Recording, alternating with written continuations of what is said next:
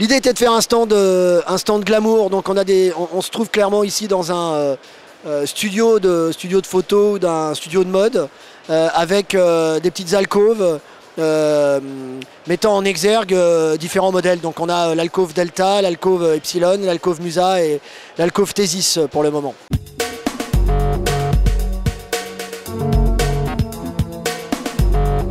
Le symbole du centenaire, c'est la réinterprétation de l'anneau de Mobius, qui est un signe d'éternité, hein, un signe d'éternité. Donc c'est un message fort. On fête 100 ans, mais c'est pas forcément intéressant en soi d'avoir 100 ans. C'est un signe simplement de pérennité, de réassurance par rapport effectivement à l'histoire. Ce qui est fondamental, par contre, c'est que la marque a un avenir. Et on a souhaité que ce centenaire se fasse sous le signe des nouveautés.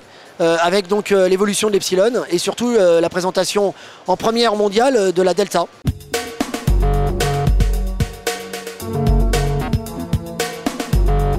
Alors c'est une voiture essentielle pour nous, la Delta, parce elle se situe à un endroit du marché où on n'est pas aujourd'hui. C'est-à-dire qu'aujourd'hui on occupe assez bien le segment des citadines. Des voitures plutôt de petite taille, ce qui convient bien au marché français. On est présent sur les voitures de grande taille avec Thesis et avec un grand monospace qui est Fedra. Mais au niveau intermédiaire, là où le marché français est très puissant, nous n'avions pas réellement d'offres. Donc pour nous, il y a un intérêt totalement stratégique et bien sûr économique. Mais il y a aussi un intérêt, je dirais plutôt sentimental. C'est que refaire vivre un modèle comme la Delta, qui a été une arme absolue pour nous de puissance, c'est évidemment essentiel.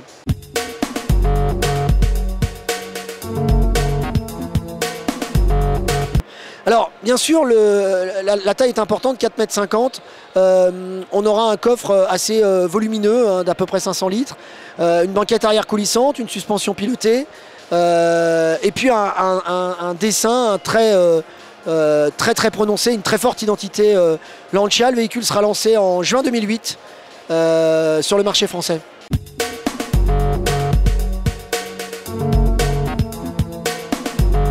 En termes de motorisation, on aurait 3 moteurs allant de 100 à 200 chevaux en essence et en diesel à peu près.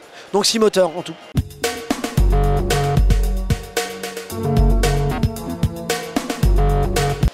C'est encore un peu tôt pour le dire, mais la voiture, c'est sûr que ça serait bien. D'abord parce que quand on porte ce nom, il faut une version intégrale. Mais c'est un peu trop tôt encore pour se prononcer là-dessus.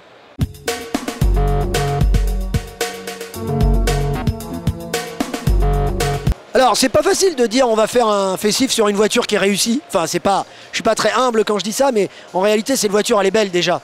Donc, l'idée était de travailler sur des critères très précis. On voulait déjà enlever tout ce qui était plastique noir. Il y avait des plastiques noirs sur cette voiture et on est vraiment dans la citadine chic, glamour. Il n'y en a plus beaucoup aujourd'hui des voitures comme ça sur le marché. Et donc, l'idée était de la faire encore monter en qualité perçue. On l'a fait monter en fait en gamme, en qualité perçue. D'où la suppression de tous les plastiques, d'où l'apparition de chrome. Donc on a redessiné le pare-choc avant, le pare-choc arrière, enfin le bouclier avant, le bouclier arrière. Le profil avec une petite baguette chromée du plus bel effet. On a changé toutes les selleries intérieures, on a fait évoluer 90% des moteurs. On a fait apparaître un moteur de multijet de 90 chevaux. Toutes les moteurs sont possibles en boîte Dolce Far Niente System, en boîte robotisée. Donc il y a eu un gros travail, enfin à part le petit moteur 60 chevaux essence, mais on a fait un gros travail sur la voiture et finalement, sans faire payer ce travail, puisque le prix de base reste le même et la version haut de gamme baisse même de 500 €.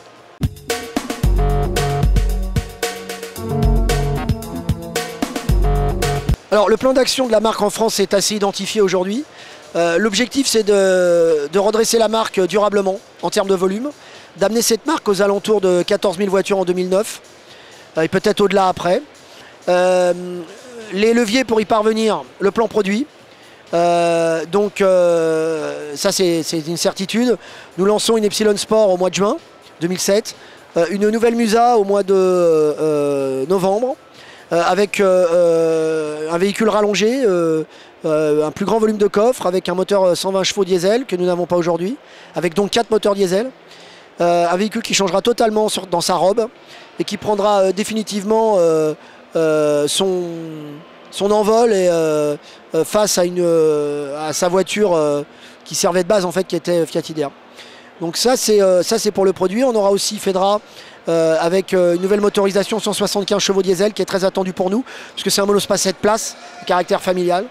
Ça c'est pour 2007. En 2008, nous aurons donc en juin la Delta, et en février 2009, nous aurons un coupé cabriolet, et en septembre 2009, la nouvelle Epsilon en 3 et 5 portes.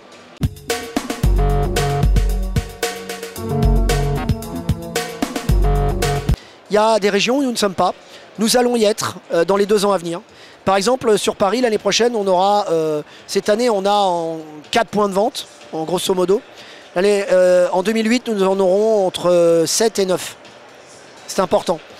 Donc, on a un gros travail sur le réseau. Le 3e chantier, c'est les ambiances des showrooms. Architecture, extérieure, mais aussi intérieure. Quand on voit ce stand, on se dit qu'il est plus facile de vendre des voitures dans ce climat-là que dans le climat dans lequel on le fait aujourd'hui, dans les concessions.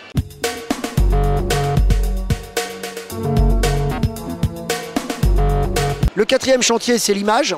Alors en l'occurrence, la notoriété. Continuer d'investir un peu plus qu'on le fait aujourd'hui dans la publicité pour faire connaître cette marque. Les Français aiment Lancia, sont prêts à revenir sur Lancia, mais beaucoup de gens ne se souviennent plus forcément, surtout les jeunes générations. Donc l'idée, c'est de leur faire connaître, leur faire découvrir cette marque. Concrètement, nous avons mis en place les outils marketing pour y parvenir, avec par exemple des choix déterminants dans les cibles. On sait qu'aujourd'hui on vend 90% des Epsilon à des femmes, c'est pas la peine de s'acharner à les vendre éventuellement à des hommes. Musa, là par contre, on sait que les hommes apprécient la voiture, là il n'y a aucun souci, etc. Donc un travail beaucoup plus ciblé en termes de marketing, mais aussi beaucoup plus puissant.